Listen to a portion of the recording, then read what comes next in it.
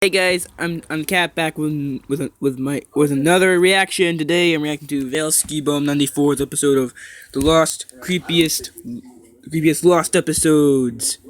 So sorry guys. I was making sure that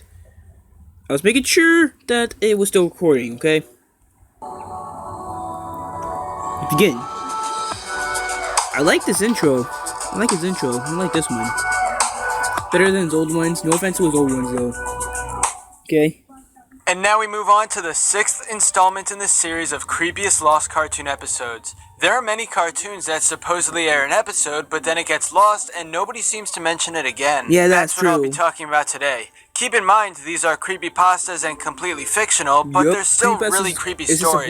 As always, a warning to my younger viewers out there. These videos have some violent images and themes, so click away if you don't want to see that. If you're brave, see how long you can last in the video before you leave. Okay. With that being said, let's get on to some of the creepiest lost cartoon episodes. First up is an episode from the Fairly OddParents called Sweet Revenge. Good. It opened in Timmy's bedroom and he woke up to have his fairies greet him, very similar to other episodes. 1 minute in, he went downstairs and his dad walked through the front door with a bloodstained machete in his hand. Whoa. Timmy screamed and asked what his dad did. Timmy's dad kept on mumbling, but you could only hear Berg and the string of gibberish. He seemed to be going crazy. In the next scene, Timmy was in his bed, and he had an expression like he just saw a ghost. You could then see a shadow of his dad walking down the hallway holding the machete in his hand. Cosmo warned Timmy, and then they tried to move away, but Timmy's dad burst through the door and attempted to kill his son. The knife didn't hit Timmy, so his dad instead turned around and gouged out Cosmo's eye. Cosmo let out a throat-shredding scream as blood poured out. The next scene had Timmy teleported to downtown Dimsdale, possibly by Wanda.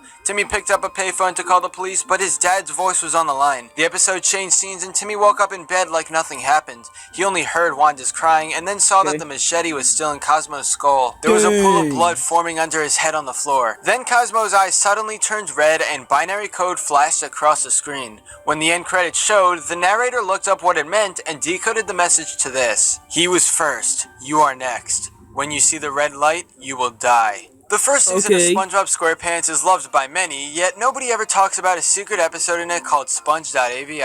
In this story, the narrator came across a virus, and it took him to a site where there was a black background and a huge button. He clicked it, which resulted in a download of a file called spongecry.avi. He played the file, and the lost episode began. It started out like any normal SpongeBob episode, but the color was distorted, and there was no happy music during the theme song. You see SpongeBob sitting in his red chair at home, but all the furniture around him was gone. He was crying hard, basically sounding like a real human's cry. The camera zoomed really close in on his face, like it was being videotaped by someone else. Then the camera zoomed back out to show a rotting corpse of Gary laying on the floor.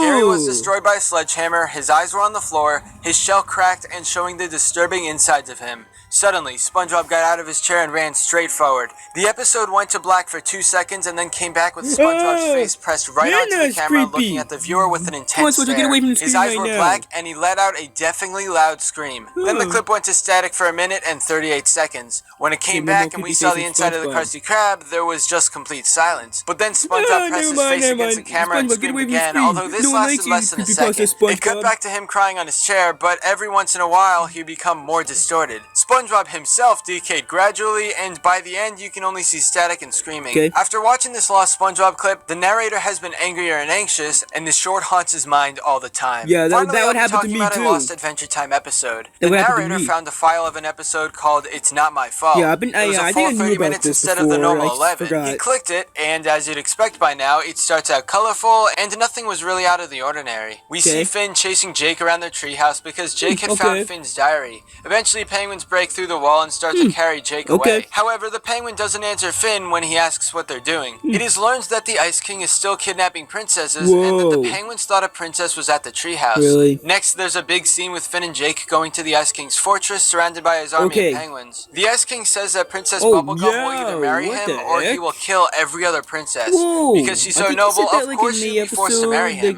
Finn explodes in a rage of violence and unleashes a mighty scream as he knocks the Ice King to the ground and draws his sword. Finn continues to shake in anger even after he pins the Ice King down and the Ice King admits defeat.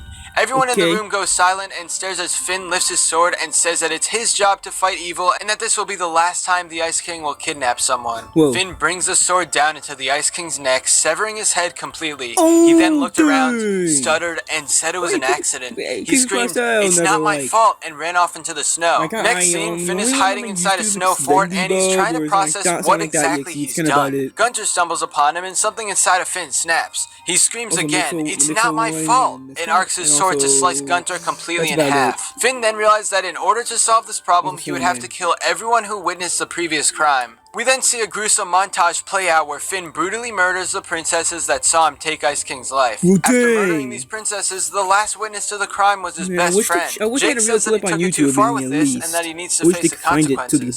Jake hugged Finn, but at the same time, Finn buried the sword deep in his best friend's chest. I feel less bad because Jake's a dog. I'm a cat. Says as he watches Jake don't die. say I'm mean-spirited. He looks up to Princess Bubblegum nearby and says, "This is all my fault" once more. He raises his sword, then the screen went to black. Anyway, that's all for this video. Subscribe for more awesome cartoon videos. Okay, guys, I think that's enough for this video. Don't say I'm mean-spirited because Jake's a dog, okay? I'm not much of a fan of dogs, okay?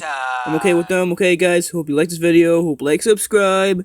Make sure in the comments and what to tell me what to react to next time for another episode of React. Okay, see you next time, guys. Bye.